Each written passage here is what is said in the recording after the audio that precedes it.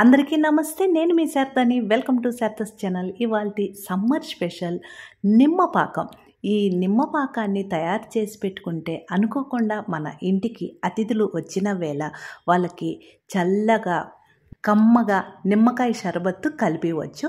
2 నిమిషాలండి. మరి ఈ నిమ్మపాకం తయారీ విధానం చూద్దామండి. ముందుగా మార్కెట్ నుంచి తీసుకువచ్చిన నిమ్మకాయలను శుభ్రం చేసుకొని తడి లేకుండా ఆరబెట్టుకోవాలి. ఆరబెట్టినటువంటి నిమ్మకాయలను చక్కగా కట్ చేసుకోవాలి. నిమ్మకాయలు అనేవి మరీ పచ్చిగా ఉండకూడదు, మరీ పండు ఎక్కువగా పండిపోకూడదండి. నేను ఇక్కడ చూపించిన విధంగా ఉంటే సరిపోతుంది. చక్కగా ఒక వెజిటేబుల్ కటర్ తీసుకొని నిమ్మకాయలను ఇక్కడ కట్ చేసిన విధంగా అడ్డానికి కట్ చేసుకోవాలి.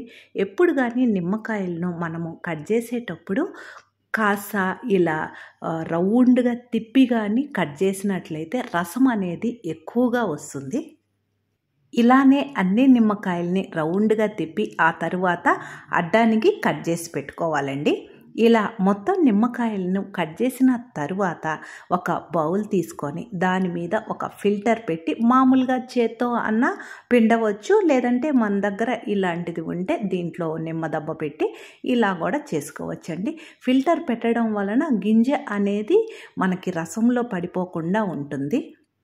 ఇలా అన్ని నిమ్మకాయలను పిండి రసం తీసిన తరువాత ఈ నిమ్మరసాన్ని కొలత చేసుకోవాలండి. ఇది కొలతల ప్రకారం చేసుకుంటేనే మనకి చక్కగా వస్తుంది. నేనైతే ఇక్కడ ఒక చిన్న గ్లాస్ తీసుకుంటున్నానండి. ఆ గ్లాస్ నిండుగా నిమ్మరసానికి నేను ఇప్పుడు పాకం తయారు చేస్తున్నాను. మామూలుగా కూడా ఇలా నిమ్మరసం తీసి ఫ్రిడ్జ్లో స్టోర్ చేసి పెట్టుకొని ఎప్పుడు కావాలంటే అప్పుడు చక్కగా ఉపయోగించుకోవచ్చు. ఈ నిమ్మ చెక్కలను ఫ్రిడ్జ్లో పెడితే ఫ్రిడ్జ్ వాసన రాకుండా ఉంటుంది.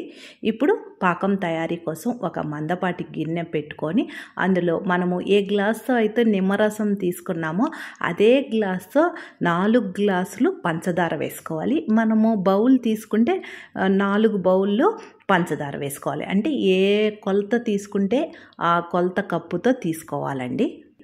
ఇక్కడ చక్కగా 4 గ్లాసులు పంచదారకి 4 గ్లాసులు వాటర్ పోసి స్టవ్ వెలిగించుకొని హై ఫ్లేమ్లో కానీ మీడియం ఫ్లేమ్లో కానీ ఇలా కలుపుకుంటూ ఉడికించుకోవాలి. ఆ వాటర్లో పంచదార మొత్తం కరిగి 5-6 నిమిషాలు ఈ పాకం ఉడికితే సరిపోతుందండి. మనకు ఎటువంటి పాకం అనేది అవసరం లేదు. కాస్త ఇలా అనుకుంటే జిగురుగా తగిలితే సరిపోతుంది. స్టవ్ ఆఫ్ చేసి పూర్తిగా చల్లారిన తరువాతనే మనము ఈ చక్కెర పాకంలో నిమ్మరసం కలుపుకోవాలి. వేడి మీద కలిపితే చేదొస్తుందండి. అది ఒక్కటి గుర్తుపెట్టుకోవాలి. 4 గ్లాసుల పంచదార, 1 గ్లాసు నిమ్మరసం కరెక్ట్గా సరిపోతుందండి. చక్కగా ఆ పాకము నిమ్మరసం కలిసే విధంగా కలిపి ఈ నిమ్మరసం ఎలా కలుపుకోవాలో చూద్దామండి. ముందుగా ఒక గ్లాస్ తీసుకొని అందులో కూరగంటి ఉంటుంది కదండి, గొంట గరిట ఇక్కడ నేను చూపించింది. ఆ గొంట గరిట నిండుగా ఆ గ్లాసులో పోసి ఆ కొరవ కూలింగ్ వాటర్ పోసుకుంటే సరిపోతుందండి. అంతేనండి.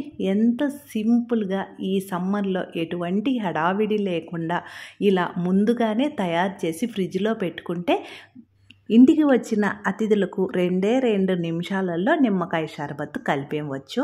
నేనైతే తయారు చేసినటువంటి నిమ్మపాకాన్ని ఇలా గాజు సీసాలో పోసి ఫ్రిడ్జ్లో స్టోర్ చేసి పెట్టుకుంటాను. ఇలా మనము నిమ్మపాకం చేసుకోవడం వలన టైం సేవ్ అవుతుంది. మరియు నిమ్మకాయలు లేనప్పుడు కూడా చక్కగా ఈ నిమ్మపాకాన్ని ఉపయోగించుకోవచ్చు.